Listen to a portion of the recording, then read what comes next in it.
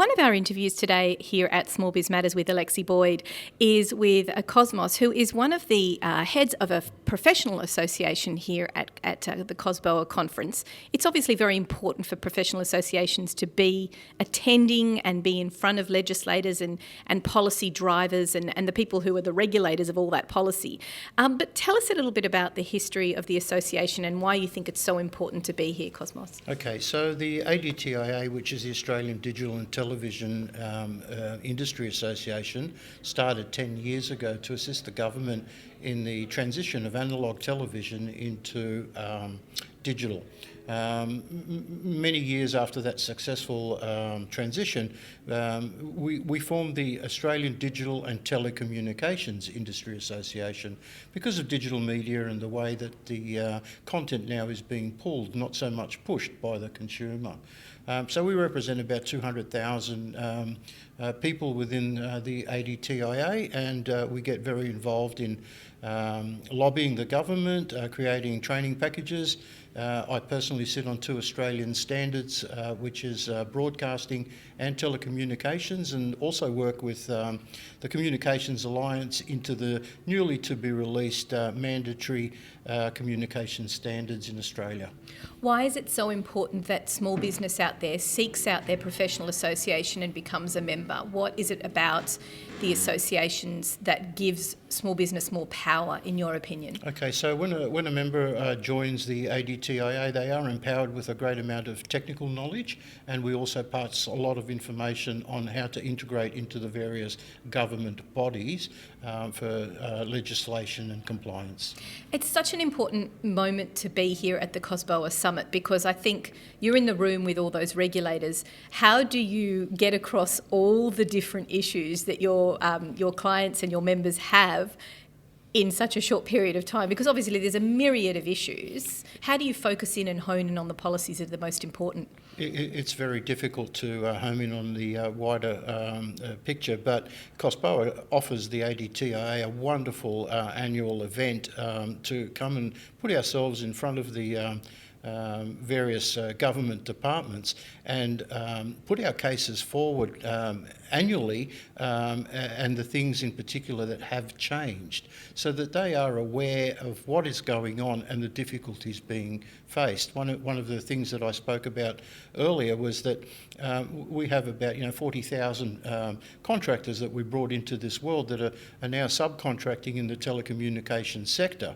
But when all the fibre optic around Australia is finished in 2020, what are these people going to do? So it was a good opportunity to put forward our case of the definition of what a subcontractor is, and B, what are we going to do with these people in the future? I have to say the employee versus contractor definition is something that I have been harping on about in this program for the last couple of years. I had Senator Michaelia Cash on the program a few months ago and asked her about the definition, if there was a possibility that it could be rolled into a singular survey that did answer all the questions and gave people an answer.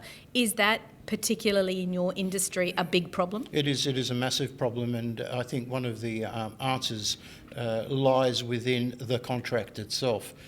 So the very people putting out the contract must be looked at to not allow this type of subcontracting or victimising of the workforce, as I call it. And the sham contracting, forcing people into a relationship that they can't or shouldn't be forced into, I guess. 100%.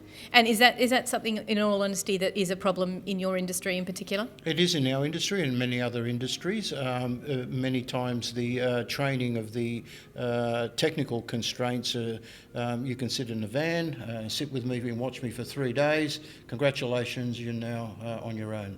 And I guess that's one of the reasons why you're so passionate about having members who are accredited, who have to do their continuing practicing education. And a lot of the organisations around here are representing in that way and trying to refine that. Do you think by doing that government takes associations more seriously because they represent better their members? They definitely take us more serious because of the subject matter expertise that we carry as an association. And in the other domain, it's bridging the gap between academia down into the very hands that are installing the technology. It's funny that you should mention academia and study. I was speaking to some students studying IT at UTS recently, and they said we don't get any education about running a business or about how to set up a business or what our relationship is. Is that another big shortcoming? Yes, I'm a very big advocate for that, and I do hope and wish that someone creates a compliance in the box so that people such as the ones you spoke about can go to one place and get all the information than to go through the hurdles of where to go. But a professional association is a great place to start because you're going to get that level of education that is specific to your industry, right? Even as an association, and as some of the speakers said earlier, it's so complex to get to the various government departments for compliancy that even ourselves as an association have difficulty getting through those hurdles. Would you like to see a one-stop shop for, say, small business education coming out of the government? What's something that... Oh, 100%, yes. That there is, there is a website. It's called business.gov.au. What does that do? Okay, so business.gov.au, you can go to it. It gives you the very basic information of how to register your business, how to get an ABN, what insurances you need, how you do your payroll, but there's no ongoing support for that. Mm-hmm. You can set up a business name and start working or trading within half an hour.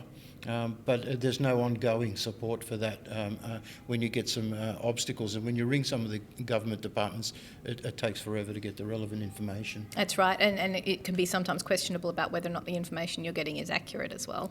I guess so. And we can talk about that.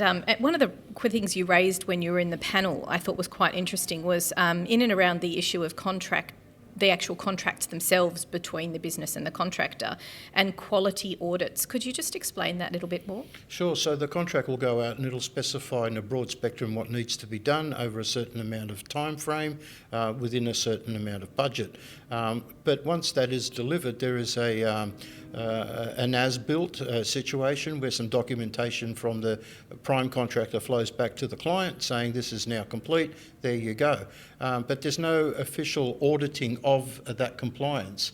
We see this now in the building sector where buildings have been handed over and yet defects are still being found. So I'd like to see a higher level of Q&A testing the test results and accepting them as a second level before that contract is closed. Is that something the Productivity Commission should perhaps be I think the looking at? Productivity Commission would be instrumental in doing that. And what else would you be your wish list of the Productivity Commission, apart from actually consulting with professional associations? The Productivity Commission, I would like to see them interface with training organisations and associations such as the ADTIA so that we can share the information of how we move forward. On the ground, how it's actually working for the Absolutely. people who are experiencing it. Look, thank you so much for joining me. Thank you too. Alexi Boyd on Small Biz Matters.